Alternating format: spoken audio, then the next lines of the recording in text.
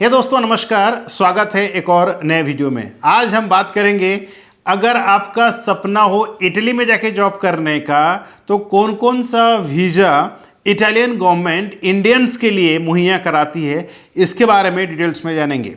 हालांकि इटली में बहुत सारे डिफरेंट वीज़ा होते हैं दोस्तों, और आपको ये देखना है कि ये सारे वीज़ा में कौन सा वीज़ा आपके लिए सूटेबल हो सकता है, उसके बाद ही आप इटली जाने का सोच सकते हैं। तो सबसे पहले जानते हैं कि कौन कौन सा इटली में वीज़ा होता है। इससे पहले आपसे रिक्वेस्ट है, अगर आप पहले बार चैनल पे आए हैं तो चैनल को सब्सक्राइब कर लीजिएगा, साथ ही बेल आइकन को ऑन करके नोटिफिकेशन बटन को ऑन रखें, क्योंकि इसी तरह का इन्फॉर्मेटिव वीडियो मैं हर दिन लेके आता हूं जो आपका करियर के लिए बहुत ज़्यादा हेल्पफुल हो सके।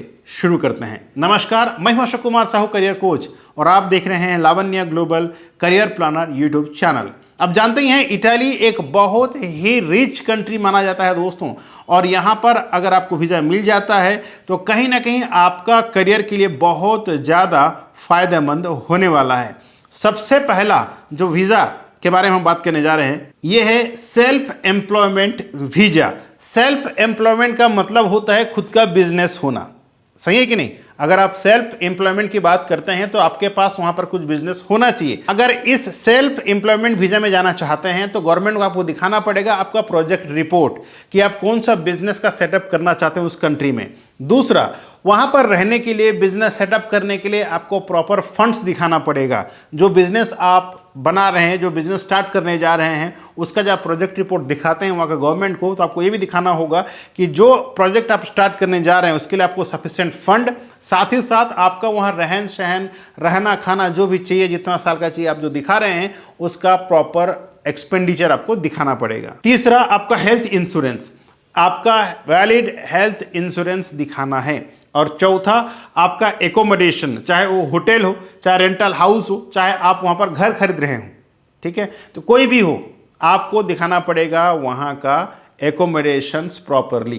तो ये हो गया दोस्तों सेल्फ एम्प्लॉयमेंट वीजा। दूसरा है salaried employment visa. Salary employment के वीजा का मतलब होता है कि आपके पास वहाँ पर कोई जॉब होना चाहिए, राइट। तो अगर आप इंडियन हैं तो आपको वहाँ का गवर्नमेंट को दिखाना पड़ेगा कि आपको कौन सा कंपनी ने हायर किया है, इसका मतलब है ऑफर लेटर या कॉन्ट्रैक्ट लेटर। दूसरा है नुल्ला ओस्टा, वहाँ का जो वर्क परमिट का नाम होता है नुल्ला ओस्टा वर्क परमिट होना चाहिए, उसके बाद ही आप वीज़ा अप्लाई कर सकते हैं। तीसरा, आपके पास होना चाहिए वैलिड मेडिकल इंश्योरेंस। चौथा है फंड्स। फंड्स बहुत जरूरी है दोस्तों, आपको दिखाना पड़ेगा यहाँ से आप जाते हैं तो वहाँ कम से कम 1 महीना का रहने और खाने के लिए आपके पास जो फंड्स चाहिए वो प्रॉपर फंड्स आपको गवर्नमेंट को दिखाना होगा, तभी वीजा अप्रूव होगा। नेक्स्ट है एकोमोडेशंस अरेंजमेंट्स, चाहे वो होटल्स हो, चाहे वो कंपनी दे रहा हो रहने के लिए, ठीक है, चाहे वो कुछ भी एकोमोडेशंस आप गवर्नमेंट को दिखाएं जो वैलिड हो, फिर आपका वीज़ा मिलता है। जो तीसरा है दोस्तों digital nomad visa. Digital nomad visa का मतलब होता है कि भाई अगर आप रिमोट काम करना चाहते हैं, कहीं पर हैं आप लेकिन उस देश में काम करना चाहते हैं, तो ये वीज़ा भी आपको वहाँ पर मिल सकता है। और ये जनरली सेल्फ एम्प्लॉयमेंट वीज़ा का टाइप का होता है, ठीक है, जो मैंने पहले आपको बताया था सेल्फ एम्प्लॉयमेंट वीज़ा। तो डिजिटल नोमैड वीज़ा भी उसी टाइप का होता है, लेकिन हाँ ये आप थोड़ा दूर रह के डिजिटली आप काम कर सकते हैं, कभी वहाँ पर जाएंगे फिर वापस आ जाएंगे, इस तरह से आप काम कर सकते हैं। इसके लिए भी आपको फंड्स दिखाना होता है आपका खुद का सपोर्ट के लिए कि जब वहाँ जाते हैं आप तो कहाँ पर रहेंगे, क्या है। दूसरा है मेडिकल इंश्योरेंस, और तीसरा है इसमें भी आपको एकोमोडेशन दिखाना पड़ेगा पहले से ही कि जब आप वहाँ जाएंगे तो कहाँ पर रहेंगे, कैसा है, वो डिटेल्स में आपको दिखाना पड़ेगा। जो चौथा है दोस्तों EU ब्लू कार्ड, ये यूरोप में हर जगह आपको मिलता है, लेकिन अगर हम बात करें इटली का तो इटली में EU ब्लू कार्ड लेने के लिए आपके पास डिग्री सर्टिफिकेट मस्ट है। बिना डिग्री सर्टिफिकेट्स का आपको EU ब्लू कार्ड नहीं मिलेगा। दूसरा है जो जॉब ऑफर लेटर आप लेते हैं कोई कंपनी से, तो आपका जो पैकेज है वो हाई एंड सैलरी होना चाहिए, हाईएस्ट सैलरी होना चाहिए, तभी आपको यू ब्लू कार्ड मिलेगा। तीसरा है relevant job offer as per your profile.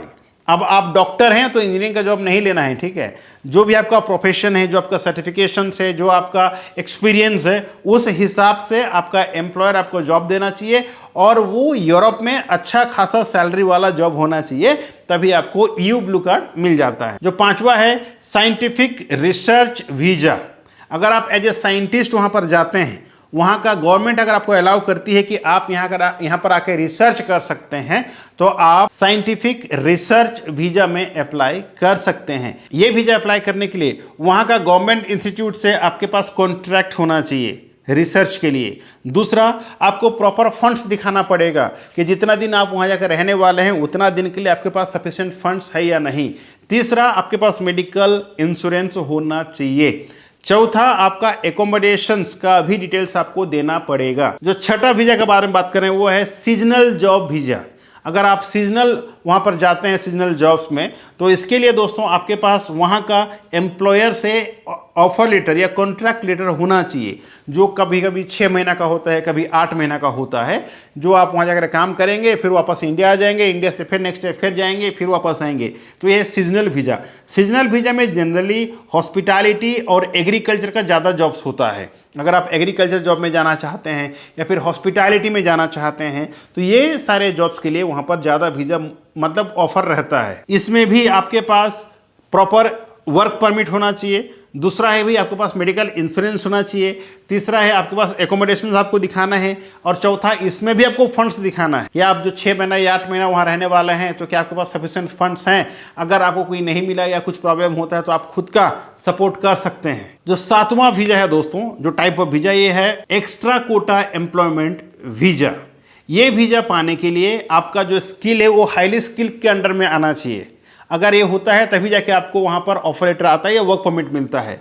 एक बार वर्क परमिट मिल जाता है, फिर उसके बाद आपको दिखाना होगा कि आपका फंड्स वहाँ पर रहने के लिए, सेल्फ सपोर्ट के लिए फंड्स दिखाना पड़ेगा।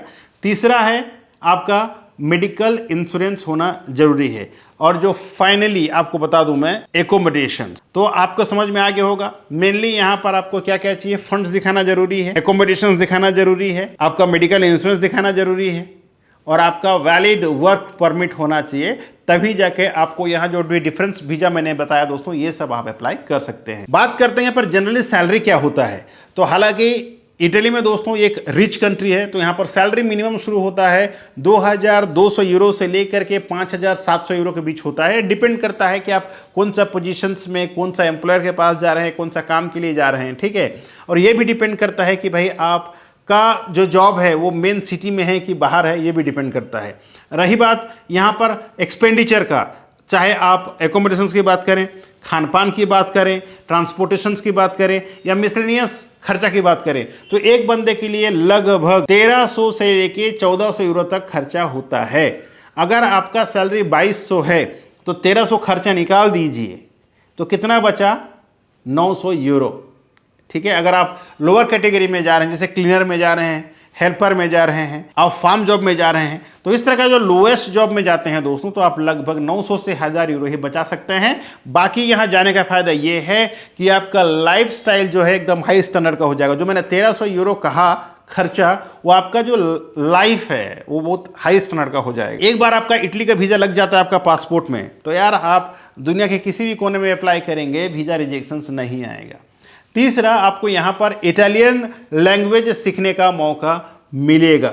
चौथा, आपका रहन सहन, खान पान एकदम उच्च कोटि का हो सकता है। अब यहाँ पर वीजा अप्लाई कैसे करना है, तो मैंने आपको लगभग 7 डिफरेंट वीजा के बारे में बता दिया। एक बार आप सोचते हैं कि मुझे किसी भी जॉब में अप्लाई करना है, किसी भी वीजा में अप्लाई करना है, तो सबसे पहले अपना प्रोफाइल को टटोलना है। दूसरा, आपका डॉक्यूमेंट्स रेडी कर लेना है। तीसरा, जॉब अप्लाई करना है। अप्लाई करने के बाद आपको आएगा ऑफर या कॉन्ट्रैक्ट लेटर। उसके बाद वहाँ का जो कंपनी है दोस्तों आपको देगा क्या, वर्क परमिट।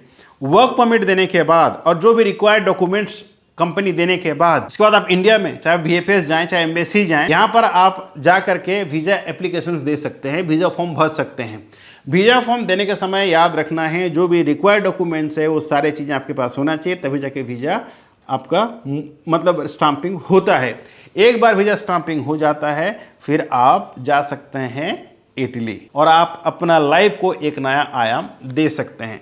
आशा करता हूं आपको समझ में आ गया होगा। अगर आप भी इटली जाने का सोच रहे हैं तो कौन कौन सा वीज़ा वहां पर मिलता है। हालांकि और 2-3 वीज़ा और भी हैं, समय के हिसाब से मैंने इतना ही वीज़ा लिया है। आने वाले दिनों में और भी वीज़ा के बारे में हम डिस्कस करेंगे। उसके बाद ये भी डिस्कस करेंगे कि कौन कौन सा जॉब वहाँ पर स्पेसिफिक मिलता है और आपको कौन सा जॉब में अप्लाई करना चाहिए। हालांकि आपको और भी ज़्यादा जानकारी जानना है तो आप पर्सनल करियर काउंसलिंग बुक कर सकते हैं। बुक करने के लिए ये जो नंबर दिया दोस्तों, नंबर पे कॉल करें और अपना काउंसलिंग स्लॉट बुक कर सकते हैं। इस काउंसलिंग स्लॉट में मैं आपके साथ 1-to-1 बात करता हूं, जो आपका डाउट है वो क्लियर हो जाता है। फिर आपको क्लियर पिक्चर समझ में आता है कि आपको कौन सा देश जाना चाहिए, कौन सा जॉब में जाना चाहिए, कौन सा वीज़ा मिलेगा, क्या खर्चा होता है, आप कैसे और पहुंच सकते हैं, आपका लाइफस्टाइल कैसे होने वाला है, आप कितना रुपए इनकम कर सकते हैं। इन तमाम चीज़ों के बारे में आपको विस्तार से जानकारी 1-to-1 मिलता है। तो कहीं ना कहीं ये बहुत ही अच्छा एक प्रयास है जो आपको मिस नहीं करना चाहिए, इसका फायदा जरूर उठाना चाहिए। Thank you so much for watching. मैं अशोक कुमार साहू करियर कोच आपसे विदा लेता हूं आज के इस वीडियो से। मिलते हैं इसी तरह का एक और नए वीडियो में नए टॉपिक के साथ। तब तक के लिए आप रखें अपना ख्याल और मुझे दे इजाजत। Thank you so much. जय हिंद, जय भारत।